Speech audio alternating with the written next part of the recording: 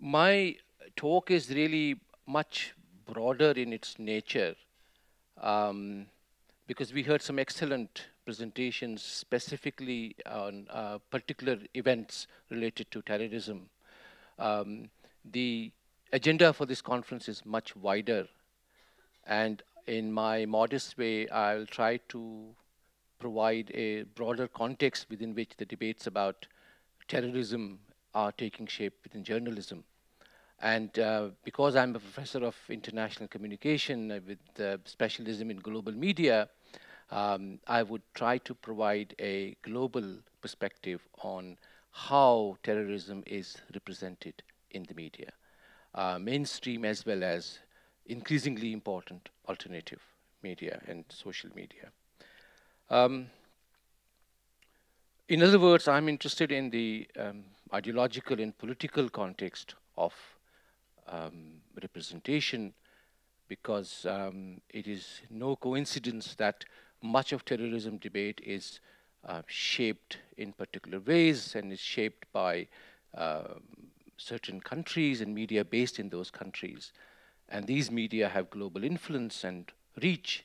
So therefore, the global discourse about terrorism, at least in my view, is skewed in a particular way. How that is being changed and challenged is something I would like to speak about towards the end of my presentation. Um, and this is not just about news, although my focus is going to be in the news most of in this presentation, but actually in fiction also. A certain representation of a particular religion and its association with extremism and terrorism is something that we've seen evolved after the end of the Cold War. It also fits in with broader discourses about clash of civilization, which again I'm sure this audience is very familiar with. So when we talk about terrorism, we have to think in the broader context. And I just want to remind you, there was some years ago, some decades ago, in fact, when Pakistan launched its nuclear weapon, there was a lot of talk, not launched, I mean, tested. There was a lot of talk about the Islamic bomb. Similarly, in case of Iran, the word Islamic was used to define what is really a nuclear product. You don't hear that in relation to the Jewish bomb or the Hindu bomb or the, I don't know what you will call British because they're not religious.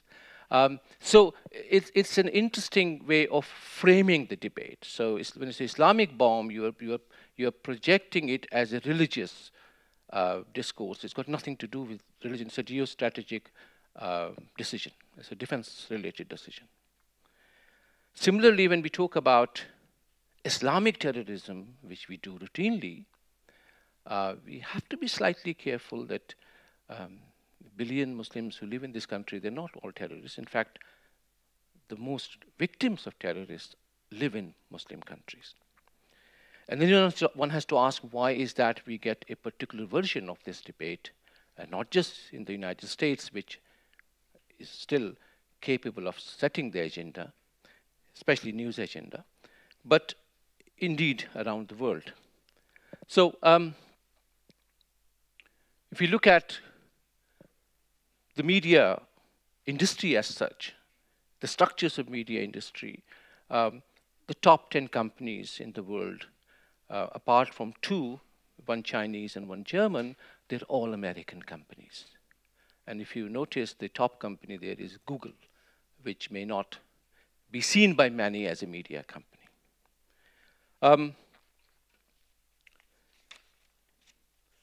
Specifically in terms of news media, there is a long and well-established debate about what Jeremy Tunstall, the British media sociologist, called the US-UK duopoly of news, because UK still remains an important player in terms of international news. And it's not just in terms of news agencies or television news, but also in much valued and valorized social media. If you look at who the big guys are, whether it is Huffington Post or BuzzFeed, they're all, without exception, American companies.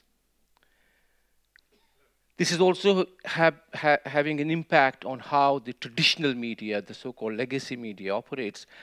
This is a diagram I stole from a study just been released in the United States about digital media and how the traditional media interacts with digital media. And here you have an example of CNN and its various avatars and versions and how it is distributed in different platforms, from social media to video to, as you can see.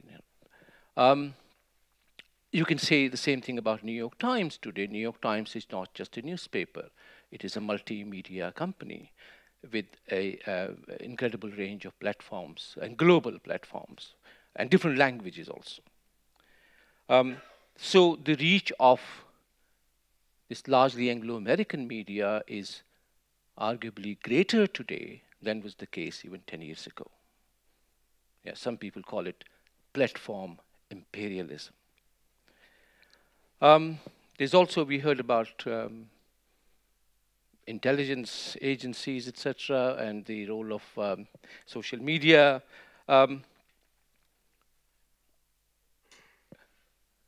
As more and more people get online, their data is increasingly mined and manipulated both by corporations and perhaps more worryingly by the governments. And of course, after Snowden, this information is in public domain. So that's the kind of context within which the media operates. And more recently, a new dimension has added to it, and that dimension is something about the whole idea of questioning what is the truth, whether there is truth. Some of you certainly know this. Oxford Dictionary actually had this word added to it, post-truth, in 2016, no doubt something to do with the US election campaign. And Time magazine had this as its cover story, Is Truth Dead? And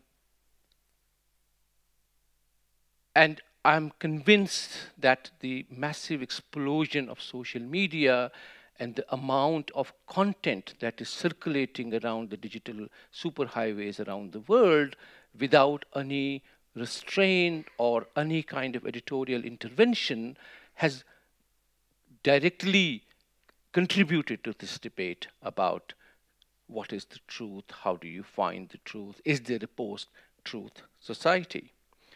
Or is the truth dead, as Time magazine proclaims? It has also got something directly to do with the most glorious elections in recent history, which is the US election.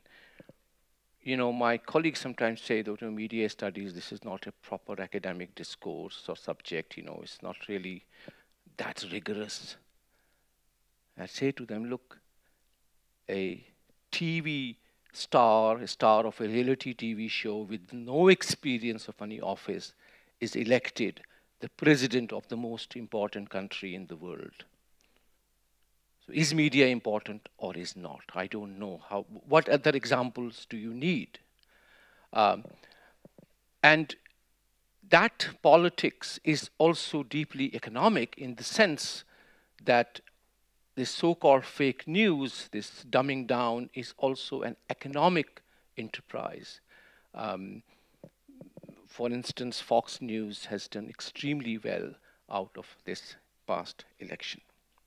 I mentioned this election and the mediatization of this because it is also directly related to the discourses about Islam and about terrorism. As you remember, I'm sure most of you do, that one of the first things the new president did after his election was to ban visitors from certain countries. And it was no coincidence, these were all Muslim countries.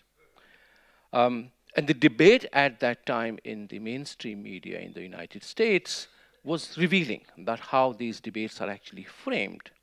A study found, for example, that in the three major networks, CNN, Fox, and MSNBC, the number of guests invited in the studio for discussion about this ban showed amazing, and for some people not surprising results, that only 7 Muslim, and these Muslims, I have to qualify this because they are token Muslims chosen very carefully. They might be, guys with long beards who say something atrocious, which is good for television ratings. I very rarely see a very decent, mature, middle-class, educated Muslim person on television. It's always a particular version of Muslims. But still, even that representation is so deeply skewed that what you understand, the average person understands, or what the issues are so deeply distorted. And by the way, it's not just in the United States. This is some version of this is in every country, almost, in the non-Western, non-Muslim world. I am aware that there are Americans sitting in this room, and some of my friends too. So I will be very careful of what I say.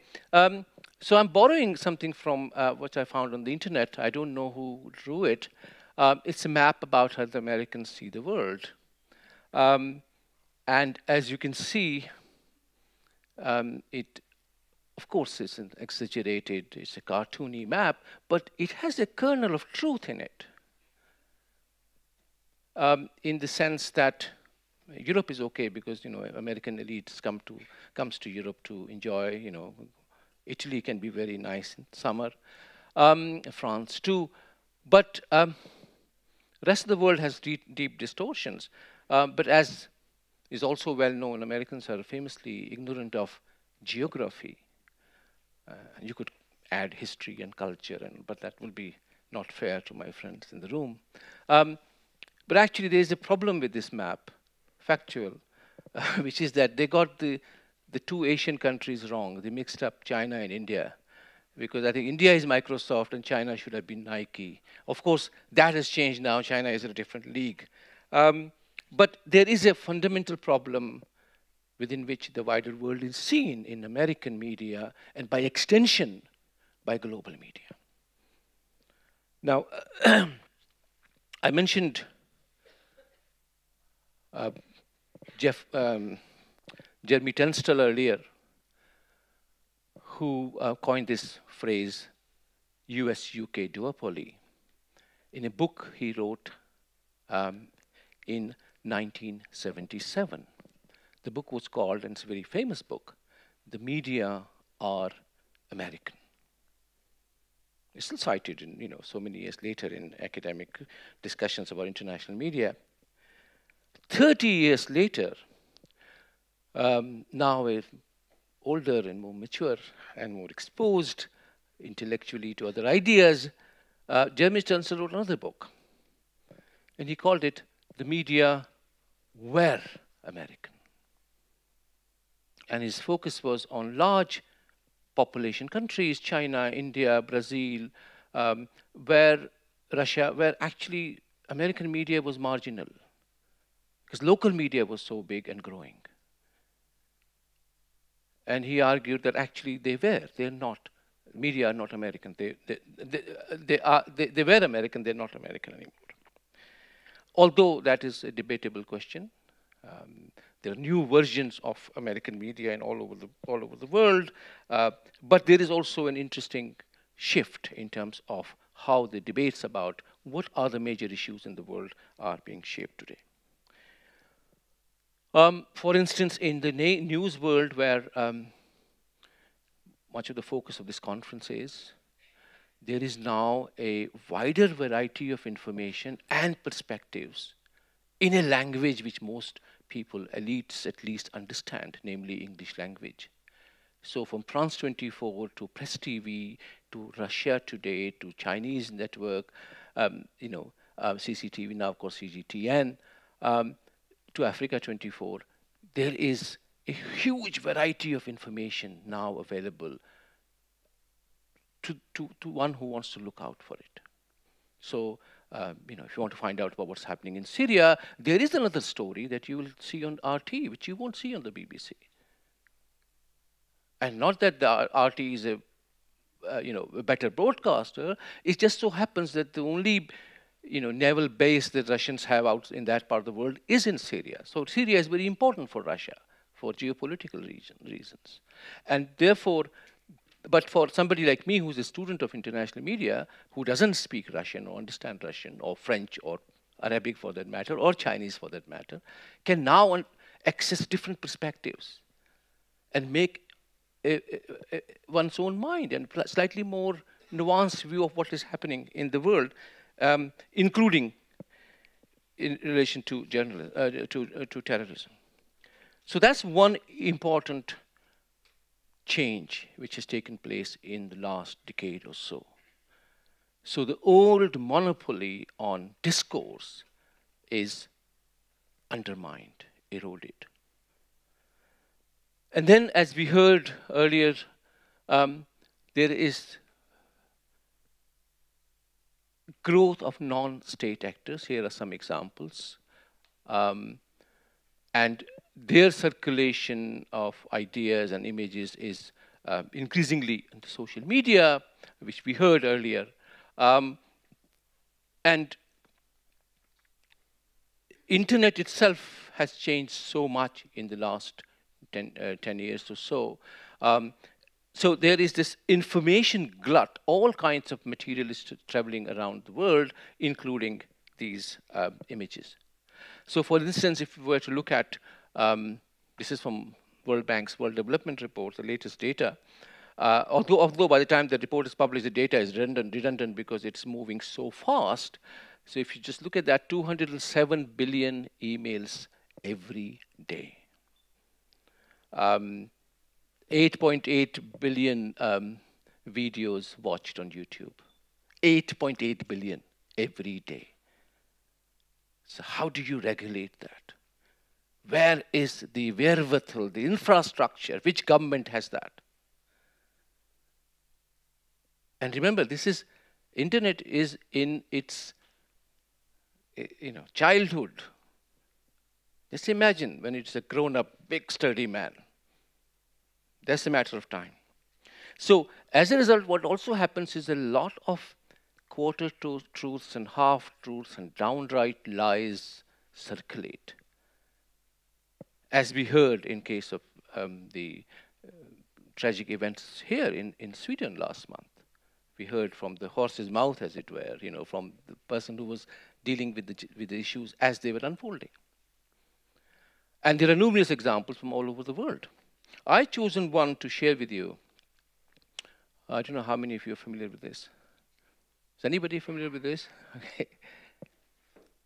This is a fascinating case because this is the beginning of the crisis in Syria, 2011 or 12. I don't know remember precise dates. BBC and The Guardian and all those liberal media started publishing a blog by a gay woman who was living in Damascus, the Syrian capital. Western journalists were not allowed to operate there. And she was writing about what was actually happening to her city and how to live through this civil war in proper English. So it ticked all the boxes: woman, gay, Arabic, in a Muslim country. Yeah?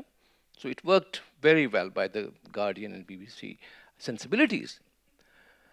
It turned out that actually it was written by Mr. Tom, who was a PhD student in Scotland. And he was doing it for fun. Just, creative work. Imagining himself as a woman writing about civil war in a place he had never visited. So much so that they stole the face of Jelena, this woman who is a Serbian woman working in the city of London, from her Facebook page and gave a face to this woman. A made-up name anyway. So Jelena is a real person. She was on BBC just saying that, they stole my face. And I'm sure you're familiar with a similar story it happens all over the world all the time. So, and I mentioned this because here we're talking about the highest level of journalism. We're talking about the BBC and the Guardian. And it wasn't just one story. It was a series of blogs that published. So, coming back to terrorism, and I live in London. I've lived there for nearly 30 years. And as you know, a few weeks ago, there was an incident outside the parliament where one policeman was killed, unfortunately. And the guy who committed the crime, he was shot too. But it dominated international news for a whole week, and not just in Britain. So you have to ask, is there something special about London or Paris or Brussels or Stockholm for that matter than what happens in, Baghdad every day? Is that blood less valuable? Are these people less human? Who decides? Therefore, what I said at the very beginning, you have to understand what the structure is, who is in control, who sets the terms of debate, who sets the agenda, and why that matters. So here is some data, the top 10 terror incidents in the world between 2003 and 2015. Usual culprits: Iraq, Afghanistan, Pakistan, Nigeria, Syria, India, Yemen, Somalia, Philippines, Congo. Now tell me, when did you read a story about terrorism in India, my own country? When was it headline news in The Guardian or New York Times? You could say, well, Iraq, there's a civil war going on. India is a stable democracy.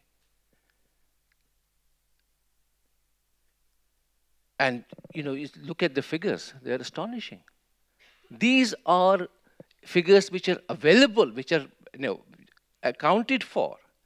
The actual figure is much bigger, because if you're in the middle of a civil war, you don't know how many people have been killed. So what I'm basically saying is that we need to rethink the whole discourse about how we think about terrorism. And I will end with a few reflections, and then I'll stop. How do we resist this misrepresentation? And remember, as I said at the very beginning, this is a deeply ideological debate. It's not about quantitative analysis, as we heard very beautifully from our friend in what happened in Stockholm. That's just a very good analysis of a particular event and its aftermath. The more important question, if you're really interested in the global context, is that why? Why is there terrorism? Whether it's in Chechnya or Kashmir or Palestine or Iraq, there is a political underlying question. ISIS, where did ISIS come from? I mean, if we had not invaded Iraq in 2003, Iraq probably would not have had an ISIS. It was actually one of the most secular states in the Arab world. And some of you may know this, in 1991, when the Americans invaded Iraq for the first time, the per capita income of Iraq was higher than Ireland's, higher level of education among women especially. They had universities, they had think tanks, they had everything. It was a highly developed society. So one has to ask, is there a political debate? That's what I said at the very beginning about, is there something constructed, manufactured to keep the military-industrial complex happy? Worth thinking about. But this is being increasingly questioned, challenged in its own small way by this information revolution that has taken place. A lot of content is now emerging outside the established networks, outside the traditional hoarders or manipulators of information, if you like. That is making the job of governments as well as corporations more difficult.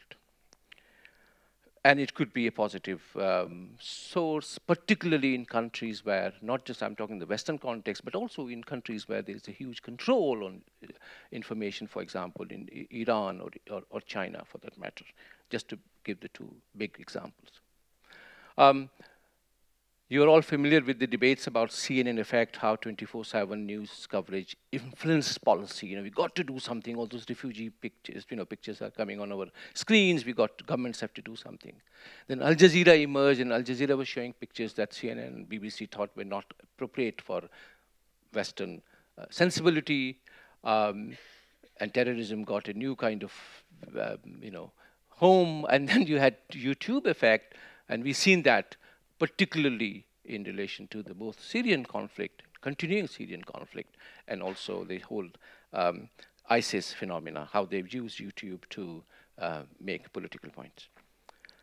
There's also a growing reverse flow of media content, including news content, as I indicated earlier, which is upsetting the general kind of old structures. It is no coincidence that one of the most popular 24/7 news channels on YouTube is RT. There are also increasing numbers of trolls, people who are paid for by the governments or corporations to put across a certain viewpoint, including, as we heard earlier, terrorist groups are using this. And then there are so-called influencers who set the terms of debate, whether it's on their blog or on a Twitter feed or on various other platforms. And again, The Economist had a wonderful article about it, showed how much you can earn if you are an influencer. And finally, and perhaps something which we should all be aware of and think about, is that the system within which this debate is shaping, namely the digital universe, is in its infancy. The system is leaky. It is still being constructed. And one of the biggest debates in the world today is who is going to control that, namely the internet. And we have already seen examples of that leakage and how that leakage has been used or misused to promote a particular perspective or to block another perspective. So when we think of how terrorism-related issues are represented in global media, and I'm talking in a more broader sense here, the dominant media, all these factors are providing avenues for resistance. That is not to say that this is going to change anytime soon, because the imbalance is so strong. I don't think it's going to happen anytime actually in my lifetime, and I'm in the second innings of my life. So, but it's an interesting way to think about how the empowering potential of this technology can be used to provide perhaps an alternative in the way we have been traditionally told about, especially the Islamic version of terrorism, because to my way of thinking, it is an essentially political discourse where religion is introduced by all parties concerned for ideological reasons, not for religious reasons. And I'll stop there. Thank you for your attention.